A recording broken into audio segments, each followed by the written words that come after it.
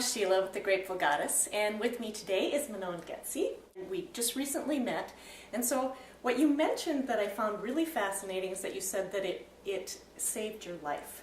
So why don't you give us an idea of what vortex healing is and your story in terms of how you came to find it and what it's done for you.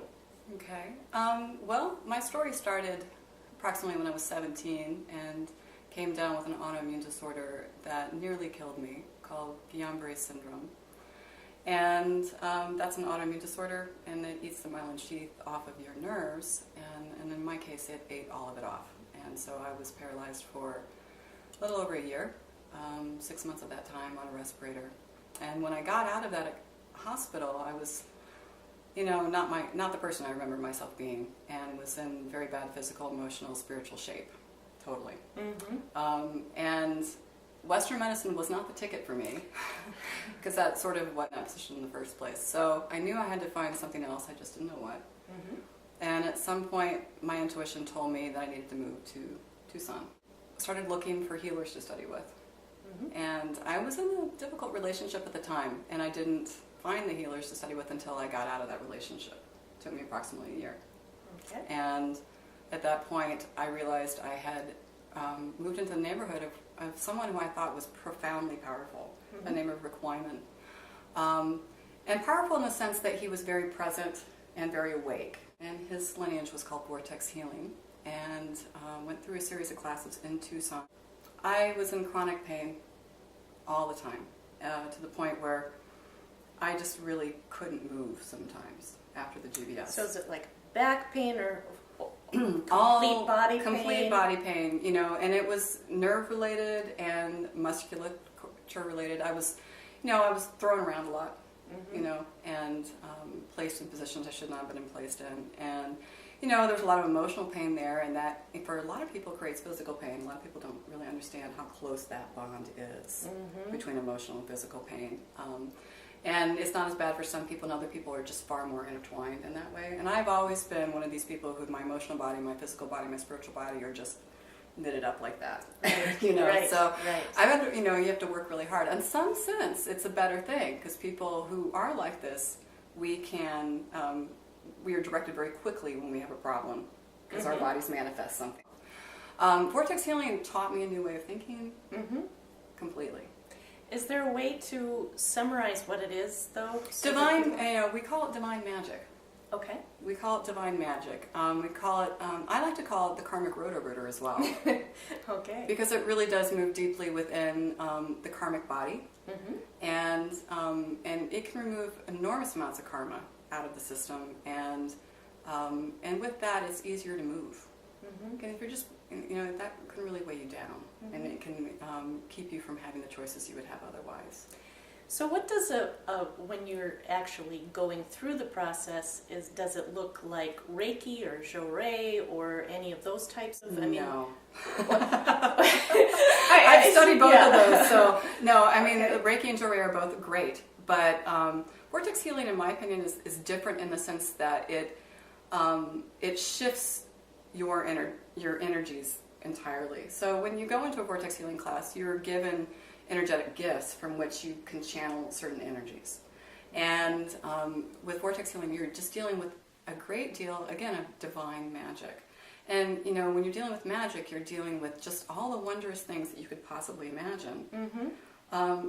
Also, but very scientific. Mm-hmm. For instance, we have a viral protocol that is about as long as your arm, on paper, that you go through. And it's very, very scientific, dealing with virus camouflage, which is one of the reasons why the bodies have such a hard time dealing with virus, and why Western medicine has had such a difficult time dealing with viruses when they can cure other things.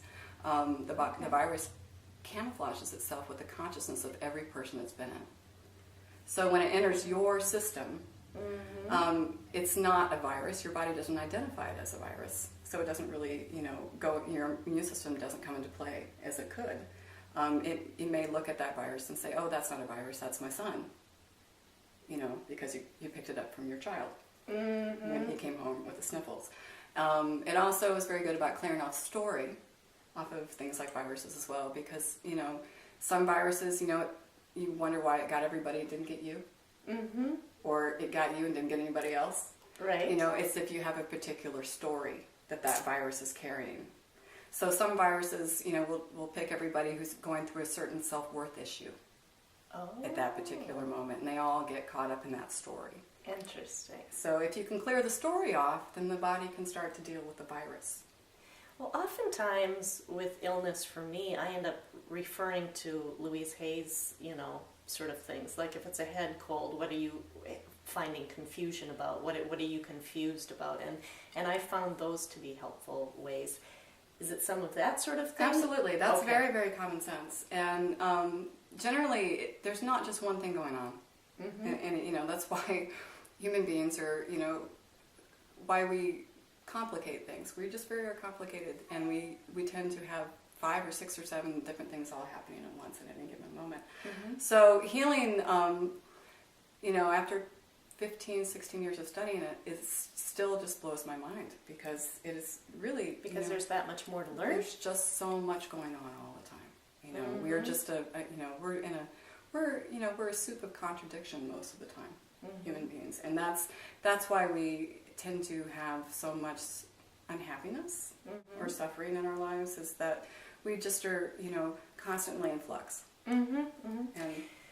But again, I'm trying to find out what it looks like. Is it a coaching sort of process? Is it a energetic? You're just energetically looking at somebody's body and kind of finding where there's energy blocks, or is there a way to describe it? Generally, what we have is a protocol. Okay. And if someone is dealing with a particular health issue or emotional issue or spiritual issue that they're dealing with, and we go through that protocol to help clear that issue from their system. And what is interesting with vortex healing is that you really go in layers in the body. Mm-hmm. You have your karmic body, your emotional body, your mental body, mm-hmm. your spiritual body.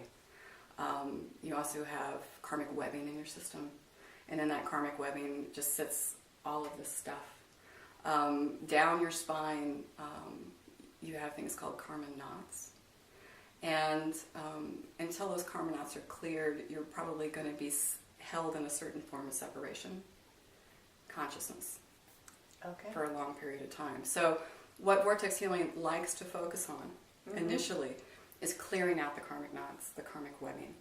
Okay. As much of that kind of stuff that is just holding the system in a particular way of seeing the universe. Mm-hmm. And once you get that cleared out, mm-hmm. then you can really start working. Okay. That's where we begin. And it's amazing. And you can zero in on what those mm-hmm. issues are pretty quickly. Yeah, well, like with multidimensional jewel, which is what I'm currently working with, you can clear, depending on how many karma knots someone has, and that can be, somebody can come in with, 1,000 or 150 or 2 mm-hmm. or 1. That's just, depending on where they are in there. If you come in with 50, a multidimensional jewel session can probably get most of them in one session. And once you really get that last karma knot gone, the last one can be a little tricky because it's rooted in a lot of different places. Once you get that, the person just isn't going to be caught up in their story the way they used to be. Mm-hmm. It just It releases on a level, and you can hear it in their voices. It's a shift, and right. it's shift after shift after shift, and sure. we're channeling various types of light. Mm-hmm. Vortex light. Vortex itself has a lot of different types of light, and we can channel frequencies of light, types of light, nurturing light. Mm-hmm. So we have, for instance, we have love vortex, we have pink vortex. Mm-hmm. White fire vortex.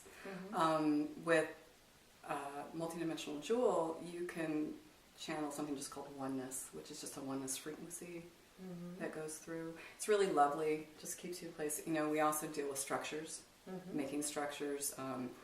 And we're a little bit like the Borg, so if we see anything that we like in other, energy work, we sort of create our own. Mm-hmm. So we can put in acupuncture structures into people's systems, and you can channel into that and give an energy acupuncture